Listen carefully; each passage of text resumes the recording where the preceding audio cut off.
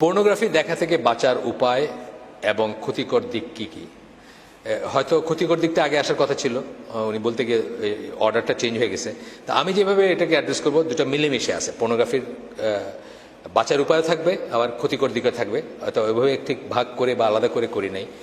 আর এই ব্যাপারটা খুব সেন্সিটিভ ব্যাপার। এটা বলতে গিয়ে আমার মুখে হয়তো কিছু শব্দ আসবে বা কিছু কথা আসবে যেগুলা কি বলবো, মানে পার্লামেন্টারি কথা না বা শালীন না, হয়তো বা সামান্য হয়তো মনে হতে পারে যে এই কথাগুলা কি এভাবে আলোচনা করার নেই। কিন্তু লজ্জা করে যদি আলোচনা নাই করি এবং ভাবতে দেখাই যে আমরা তো এগুলোতে নাই, কিন্তু আসলে আমরা সবাই আছি এগুলোতে, তাহলে তো কোনো লাভ নাই, বুঝছেন না? তো এই জন্য মানে কিছু কথা হয়তো বাধ্য হয়ে বলতে হবে বা বলবো। এটা আগেই বলে নিচ্ছি আমি যে হয়তো প্রথম কথা হচ্ছে যে আমি বলতে পারতাম যে পর্নোগ্রাফি দেখা থেকে বাঁচার উপায় হচ্ছে পর্নোগ্রাফি দেখবেন না, না দেখলে তো বেঁচে গেলেন, তাই না? কিন্তু এটা এটা এত সিম্পল না আর কি। মানে সিম্পলি বলে দিতে পারবো দেখবেন না, দেখলে না দেখলে তো বেঁচে গেলেন, কিন্তু জিনিসটা এত সিম্পল না। পর্নোগ্রাফি হচ্ছে মানুষের বেসিক ইনস্টিংক্টকে আহ্বান করে। বেসিক ইনস্টিংক্ট মানে কি? সহজাত যেটা বলি, জন্মগতভাবে আল্লাহ কিছু জিনিস আমাদের ভিতর দিয়ে দিচ্ছেন যেটা আমাদের অ্যাট্রাকটিভ লাগবে, সেই জিনিসটাকে হিট করে বা সেই জিনিসটাকে আহ্বান করে, যে জন্য এর আহ্বানটা অলমোস্ট অপ্রতিরোধ্য, মানে প্রতিরোধ করা যায় না। আমার 11 বছরের 12 বছরের এখন 12 বছরের নাতি বলতেছে একদিন রাস্তায় যে অন্ধ ফকির ভিক্ষা করে না, বলছে এই ফকিরের টেস্ট হচ্ছে পাশে দিয়ে মহিলা গেলে তাকায় কিনা, তাইলে বোঝা যাবে সত্যিকার অন্ধ কিনা। কথা সত্যি না? পাশে দিয়ে সে ধরছে ঠিকই যে এইটা এমন একটা ইনস্টিংক্ট, রুটে তো এই ইনস্টিংক্টটাই, যে একটা মহিলা পাশ দিয়ে গেলে না চোখ তুলে দেখাটা খুব ডিফিকাল্ট একটা ব্যাপার। সুতরাং একটা ফকির সত্যিকার অন্ধ কিনা বোঝা যাবে যদি একজন মহিলা পাশ দিয়ে যায় সাজাগোজা, আর সে যদি না তাকায় তাহলে বোঝা যাবে এটাই। এই একই ধরনের একটা গল্প শুনছিলাম অনেক আগের কথা, নাসিরের সময়কার কথা, এই ইজিপ্টের নাসির বা ওই তার পরবর্তী সময়ের কথা, যখন ইখওয়ানদের খুব ধারপকার করতেছিল ইজিপ্টে। তো একটা পুলিশ নাকি এক লোকরে দাঁড়িয়ে একটা লোকরে দৌড়াইতেছে, ইখওয়ান আর কি দৌড়াইতেছে, দৌড়াইতে মানে কাছাই গেছে প্রায়, তারপরে হঠাৎ সে দৌড়ানো বন্ধ করে দিচ্ছে। তো মানুষজন জিজ্ঞেস করছে কি ব্যাপার, তুমি ছেড়ে দিলে ওরে, তুমি তো এতক্ষণ ধরে দৌড়াইলে এখন ছেড়ে দিলে কেন? বলছেন না, ও তো ঘাড় ঘুরে একটা মেয়ের দিকে তাকাইছে, ওই ইখওয়ান হতে পারে না। বুঝছেন তো? মানে ঘাড় ঘুরে তাকানোটা এতই, আর না তাকানোটা এত এক্সেপশনাল যে ইখওয়ানদের ওরা যে চোখে দেখতো, মানে এত কট্টরপন্থী মানুষ কোনোদিন ঘাড় ঘুরে তাকাবে না। ঘাড় ঘুরে তাকাইছে মানে ইখওয়ান না আর কি। তা আমি বলতেছি যে এতই বেসিক এই ইনস্টিংক্টটা, মানে খাওয়ার চেয়েও বেসিক এই ইনস্টিংক্টটা, লিবিডো বা যৌনবোধ অথবা যৌন বাসনা, যাই বলি আমরা এটাকে, শুনতে যত খারাপই লাগুক, এগুলা প্রিটেন্ড করার কোনো উপায় নাই যে আমরা এগুলা, আমাদের এগুলো নাই বা আমরা এগুলো সম্বন্ধে জানি না বা এগুলো সম্বন্ধে কথা বলি না। অথচ এই যৌনতাই হচ্ছে আল্লাহ সবচেয়ে বড় নিয়ামতের একটা। ইসলাম হচ্ছে একমাত্র মেজর রিলিজিয়ান। মেজর রিলিজিয়ান বলতে কি, মেজর রিলিজিয়ান আমরা কোনগুলোকে বলি? মেইনলি বলি জুডাইজম, খ্রিশ্চিয়ানিটি এবং ইসলাম, এই তিনটাকেই বলি মনোথিস্টিক রিলিজিয়ান বা মেজর ওয়ার্ল্ড রিলিজিয়ান বলি। এইগুলোর পয়েন্ট অফ ভিউ থেকে কিন্তু এই অন্যরা এই মূর্তি পূজা করে যে মুশরিক টুশরিক, এগুলো হিদন বলে এদের, মানে দূর ছে মার্কা বলে আর কি। হিদন কথাটা ইংলিশ কথা, আমার কথা না। এইটার মানে বোঝায় যে এইসব রিলিজিয়ান মানে সুপিরিয়র রিলিজিয়ান যেগুলা এক ঈশ্বর বা যাদের কাছে কিতাব আছে তাদের বাইরে যেগুলো মুশরিক, কাফের মুশরিক, এদেরকে হিদন বলে। তো ইসলাম হচ্ছে মেজর রিলিজিয়ানদের মধ্যে একমাত্র যারা যৌনতার যে ইনস্টিংক্ট, যে কামনা, বাসনা, ইচ্ছা, অ্যাট্রাকশন, প্রবল অ্যাট্রাকশন, এটাকে স্বীকৃতি দেয় এবং এটাকে ভালো চোখে দেখে। শুধু স্বীকৃতি দেয় না, এটাকে ভালো চোখে দেখে। আচ্ছা, ছিছি করে না ইসলাম, এটা নিয়ে ছিছি করে না। আচ্ছা, বরং আল্লাহ বিশেষ নিয়ামত এবং নিদর্শন হিসাবে এটাকে বর্ণনা করে। আমি আপনাদেরকে একটা আয়াত পড়ে শোনাই, জাস্ট বাংলাটা শোনাচ্ছি, ছবি তুলে রাখছি আমি, যেহেতু আমার কাছে নাই, বাংলাটা সহজে বের করতে পারবো না।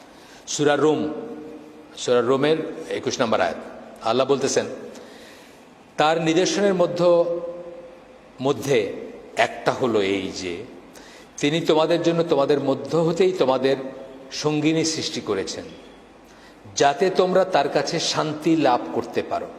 আল্লাহ কিন্তু বলেন না যাতে উনি সন্তান জন্ম দিয়ে থাকেন, তা বলেন নাই, শান্তি লাভ করতে পারো। তার মানে সঙ্গিনীর কাছে শান্তি লাভ করাটা আল্লাহর নিয়ামত, আল্লাহর দয়া, আল্লাহর অনুগ্রহ এবং একটা ভালো জিনিস। কোন সঙ্গিনী? যে বৈধ সঙ্গিনী আপনার। আর তিনি তোমাদের মধ্যে পারস্পরিক ভালোবাসা, দয়া সৃষ্টি করেছেন। আপনি আপনার সঙ্গিনীকে ভালোবাসেন, মিনিং ইয়োর ওয়াইফ। সঙ্গিনী বলতে ইসলামে আর কোনো মিনিং নেই, মিনিং ইয়োর ওয়াইফ, স্পাউস। এবং দয়া সৃষ্টি করেছেন, আপনার ভিতরে দয়া দিয়ে দিচ্ছেন।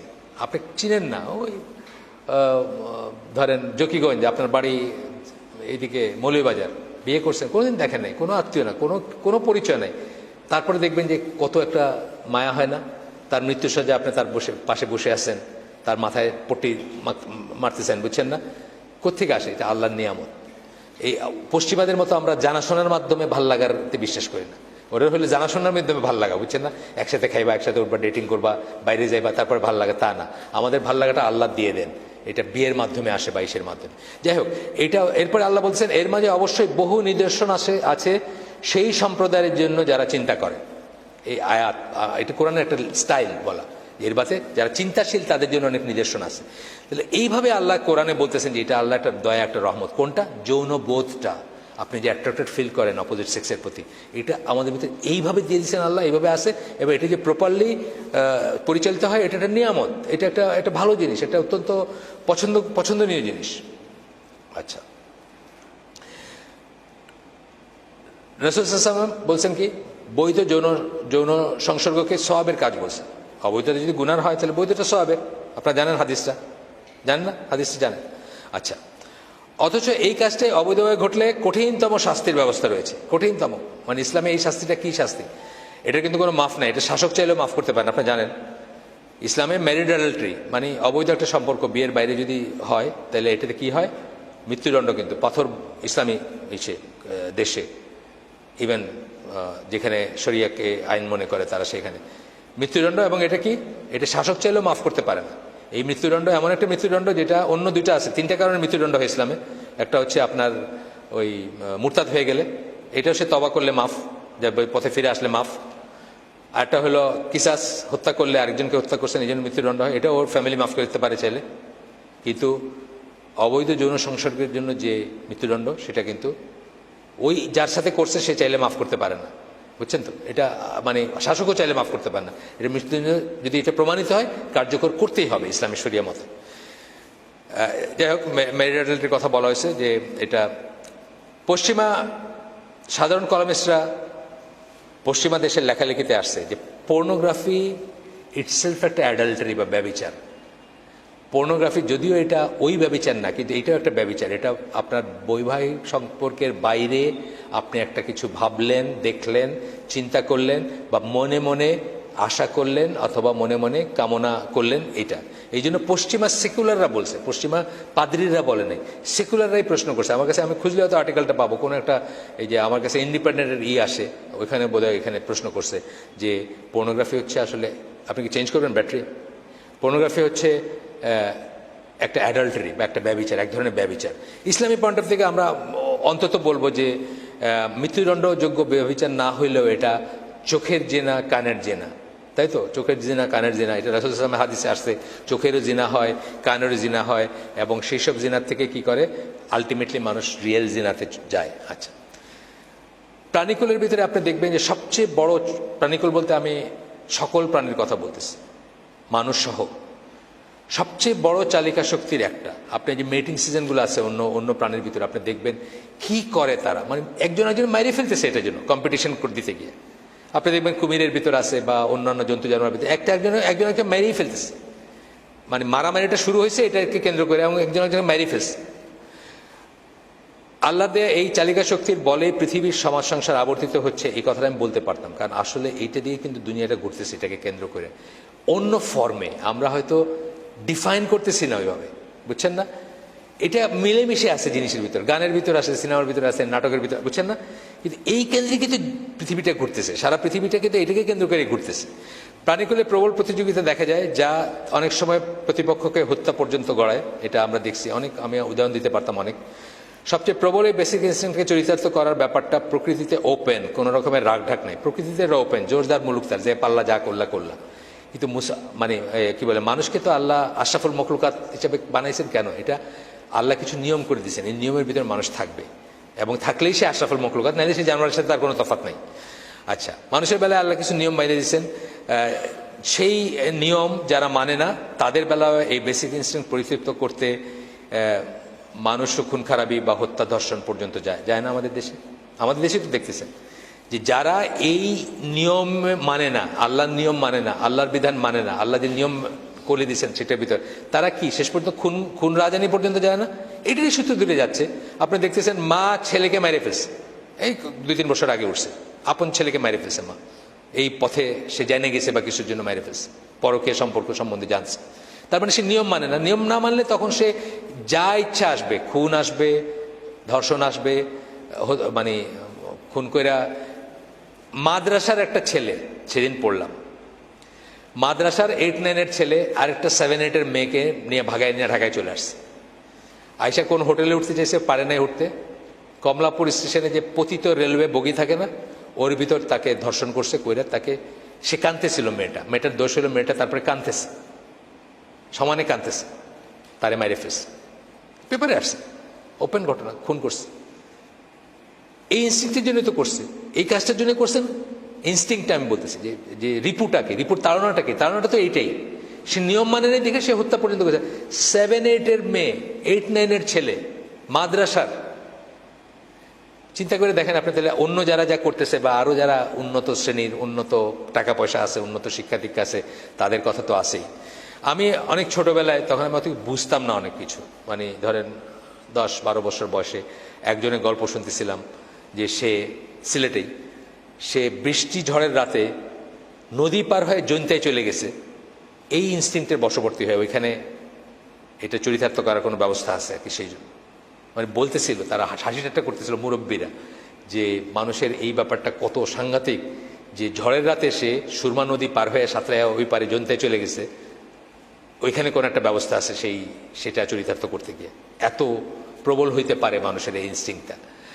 আপনি পশুগুলোর ভিতরে দেখবেন, আমার একটা ঘটনা মনে আছে যে একটা ছাগল খুব ভ্যাঁ ভ্যাঁ করতেছে, তো এক নাতি তার নানিকে জিজ্ঞেস করছে যে এটা এত চিৎকার করতেছে কেন, তো নানি বলতেছে যে এটার বিয়ের সময় হয়েছে। পশুগুলোর ভিতরে এটা আছে, মানুষের ভিতরে খালি এটা রাগ ঢাক আছে। এটা রাগ ঢাক কেন আছে? এটা হায়ার অংশ, এটার জন্য আল্লাহ নিয়ম দিছেন, এটা চরিতার্থ করার পার্টিকুলার ওয়ে দিছেন এবং ব্যবস্থা করে দিছেন আল্লাহ, সেটা দিয়ে করবেন।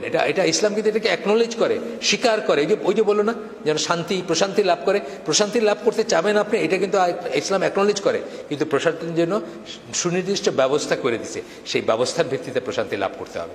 আসেন আর একটু আগাই। এরপরে দেখেন এই যে বউ পালানোর, দেখেন না, এই অমুকের বউ পালায় গেছে, 3 বাচ্চার মা, 4 বাচ্চার মা, পেপারে পড়েন, এসে পড়েন। বেসিক্যালি কিন্তু এই জিনিসটা ইনস্টিংক্টটা তার ফুলফিল হয় না, সেই জন্য সে সমাজ, সংসার, ইজ্জত, সম্মান, ধর্ম কোনো কিছুই একসময় মানে না, কোনো কিছুই একসময় মানে। এটা এত প্রবল একটা চালিকা শক্তি।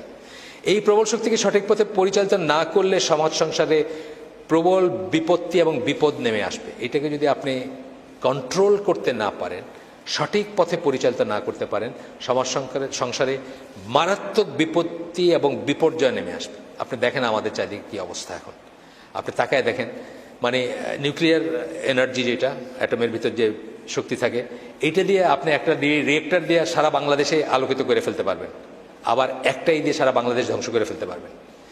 প্রবল শক্তি না, অ্যাটমের ভিতরে প্রবল শক্তি, সেটা দিয়ে আপনি কি করবেন, একটা নিউক্লিয়ার পাওয়ার প্ল্যান্ট বানান, সারা বাংলাদেশ আলোকিত করে দিতে পারবেন আপনি একটা দিয়ে।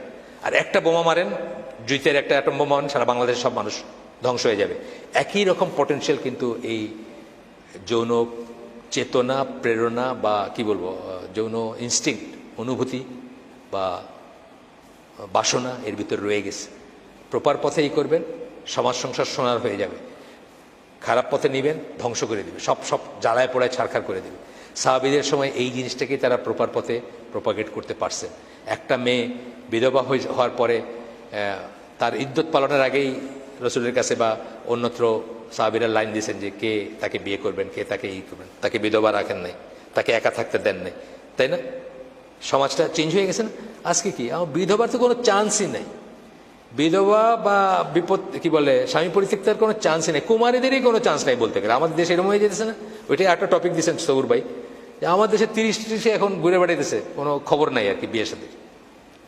আচ্ছা, এই ইনস্টিংক্ট অবদমন থেকে মানুষ উন্মাদ হয়ে যেতে পারে, পাগল হয়ে যেতে মানুষ। আমরা একটা কেস জানি, ঢাকার একটা জায়গার একটা কেস, একটা মেয়ে একদম বদ্ধ পাগল হয়ে গেছে। ডাক্তাররা বলছেন যে এটা সবাই হবে এমন কোনো কথা নেই, কিন্তু ওই পার্টিকুলার পার্সনের হয়েছে যে সে উন্মাদ হয়ে গেছে তার যৌন প্রবৃত্তির থেকে। সে এটার ব্যান্টিং হয় নাই দেখে তার বাপ মার উচিত ছিল তাকে সময় মতো পাত্রস্থ করা। এটা এক একজনের এক এক রকম হতে পারে, ভ্যারিয়েবল হতে পারে। ইবনে তাইমিয়া ইমাম নওয়াবী বিয়ে করেন নাই, তারা এক্সেপশনাল ছিলেন, তাদের ব্যাপারটা এক্সেপশনাল।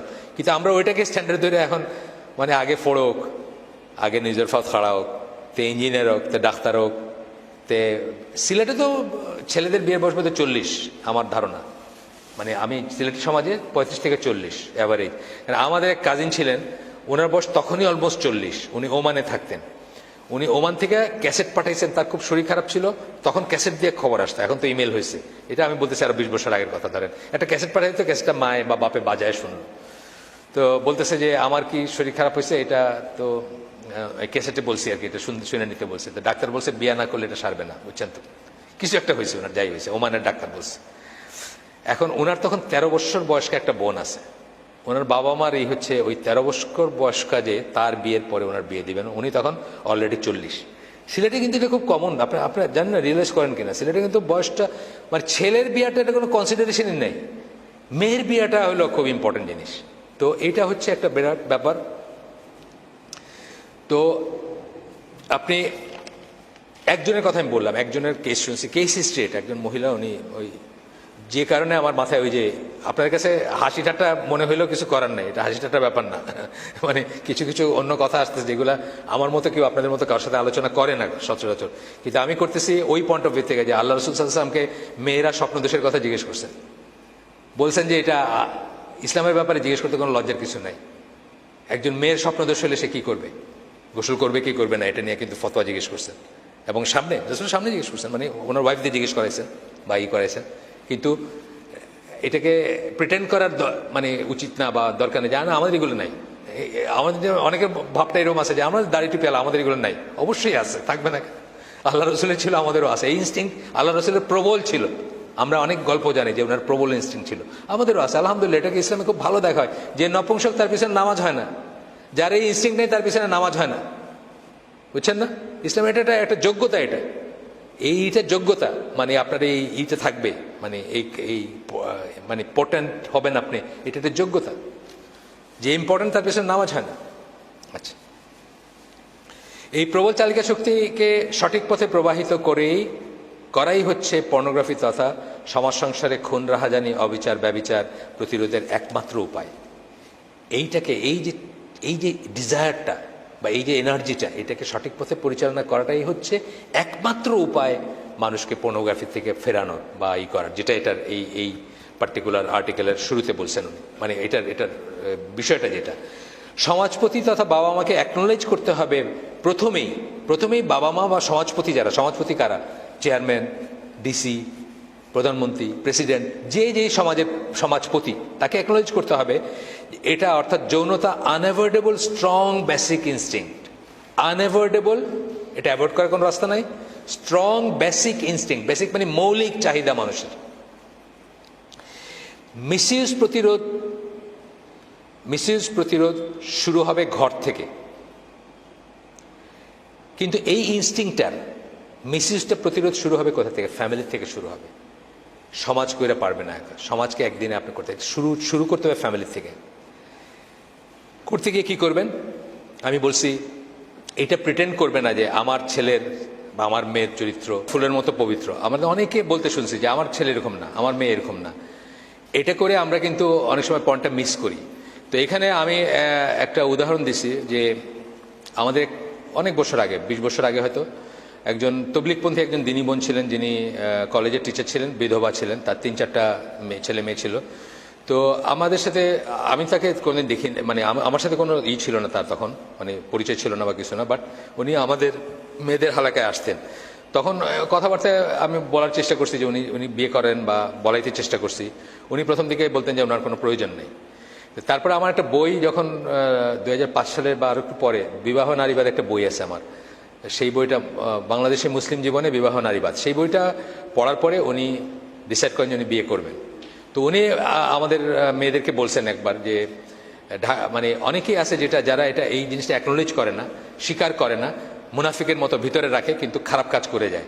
উনি একটা ফ্যামিলির কথা বলছেন যে একজন মহিলা তার হাজব্যান্ডকে সময় দিতে পারেন না, বা তার ফিজিক্যালি উনি ফিট না হাজব্যান্ডের সাথে থাকার জন্য, বা সোজা বাংলায় শোয়ার জন্য ফিট না। তো উনি কি করছেন, সুন্দর দেখে একটা চাকরানি রাখছেন। সেই চাকরানিটাকে উনি ওইভাবেই করছেন যে হাজব্যান্ডকে রাত্রে হাজব্যান্ডের সাথে ঘুমাবে, এবং ওইটার জন্য স্পেশাল পে করতেছেন বা পে করেন। এটা তো ব্যভিচার, একদম ব্ল্যাটেন্ট ব্যভিচার। কিন্তু তবুও উনি হাজব্যান্ডকে একটা বিয়ে দিতে রাজি না, বুঝছেন না? মানুষে জানবে, লজ্জা আছে, ভাগ হবে সম্পত্তি, সামাজিকভাবে হবে, এইসবের জন্য।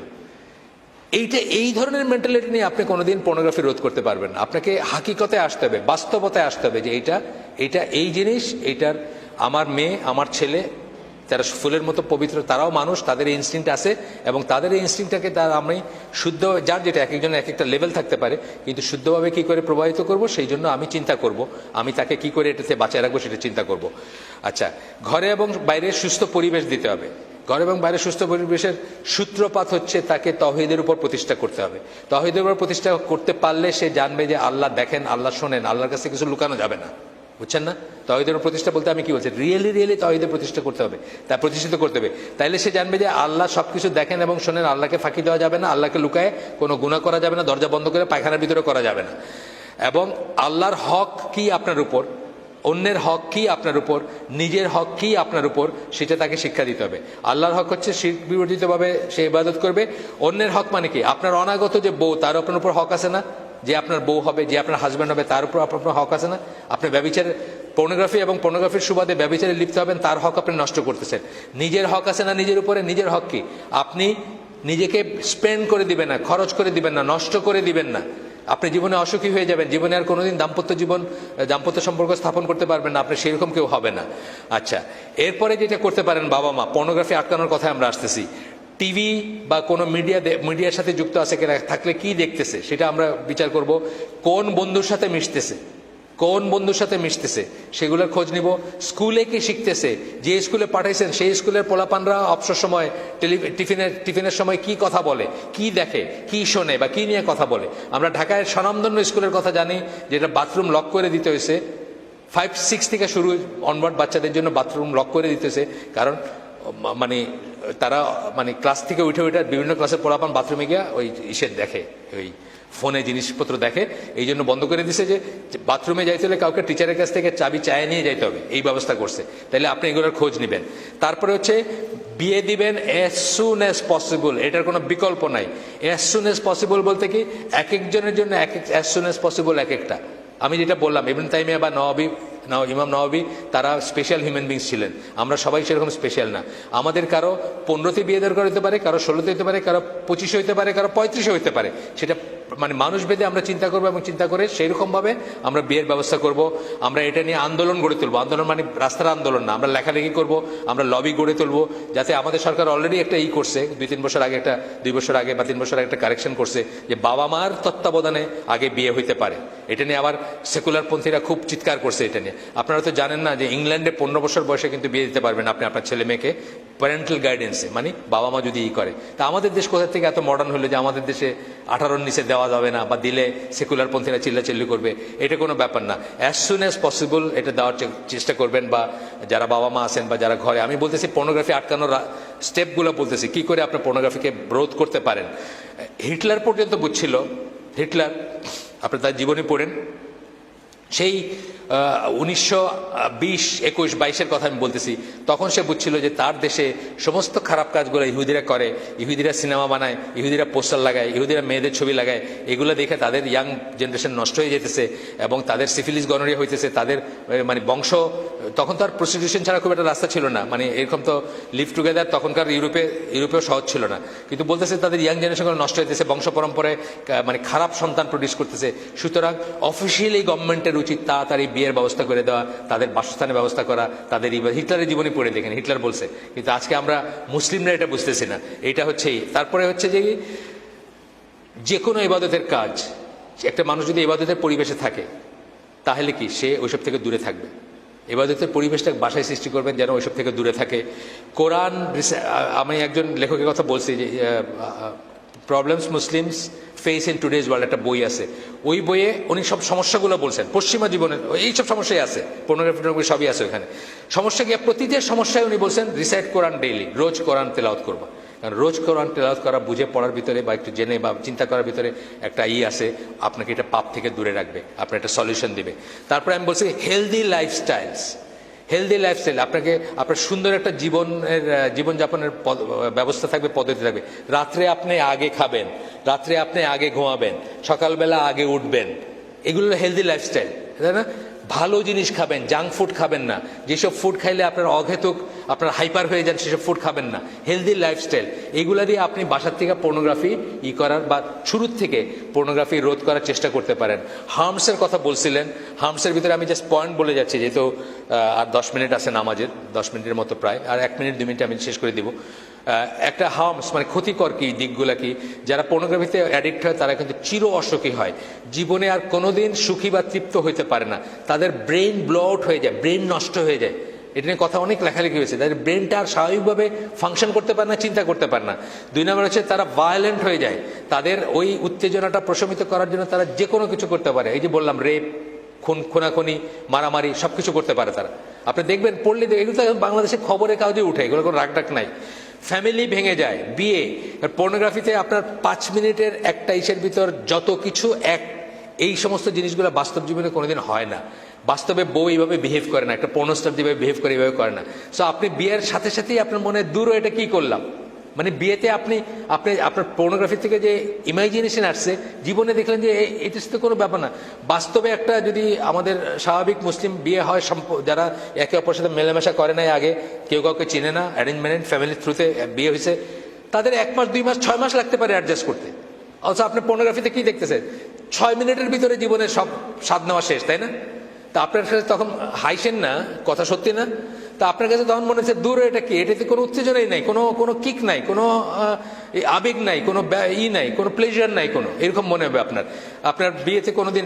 এরপরে পর্নোগ্রাফি থেকে আটটা হচ্ছে আমাদের সমাজের ভিতরে এখন ইনসেস্ট শুরু হয়েছে। কিন্তু ইনসেস্ট, বাবা মেয়ে, ছেলে ভাই বোন, এই ধরনের দেখবেন পেপারে আসে, ইসে আসে, অনেক ঘটনা আসে। এগুলার কিন্তু মানে রুট কারণ হচ্ছে ওইটা, কারণ আপনি পর্নোগ্রাফি দেখতেছেন, পাশের রুমে আপনার ইনসেস্ট কেউ আছে, ঘুমাইতেছে, আপনি ওইখানে দেখতেছেন এই ঘটনা, আপনি এটা করতে যাচ্ছেন, অ্যাক্ট করতে যাচ্ছেন, মানে অ্যাকচুয়ালাইজ করতে যাচ্ছেন, বাস্তবায়িত করতে যাচ্ছেন। এরকম আমরা অনেক গল্প দেখি, পেপারে আসে, এসে আসে। তারপরে যে মানুষটা সে আনপ্রোডাক্টিভ হয়ে যায়, সে আর ভালো কোনো কাজ করতে পারে না, রেসপন্সিবল কোনো কাজ করতে পারে না, সে একটা নির্জীব মানুষ হয়ে যায়, জীবনী শক্তিহীন মানুষ হয়ে যায়।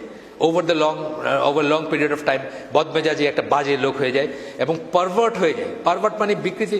এই পর্নোগ্রাফির ব্যাপারটাই এমন যে আপনার কালকে যেটা দেখছেন আজকে আর সেটাতে ধরবে না, এটা একটা নেশার মতো ব্যাপার। মানে কালকে আপনি একটা সিগারেট খেয়ে হয়তো আজকে 2টা, তারপর 3টা, তারপর 10টা, তারপর 2 প্যাকেট, বুঝছেন না? মানে এটা বাড়তেই থাকবে উত্তর, এবং একসময় দেখবেন যে আপনার কিছুতেই কিছু হচ্ছে না। আমি শেষ করে দিই, যেহেতু নামাজের সময় চলে আসছে। সুবহানাকাল্লাহুম্মা ওয়া বিহামদিকা আশহাদু আল্লা ইলাহা ইল্লা আনতা আস্তাগফিরুকা ওয়া আতুবু ইলাইক।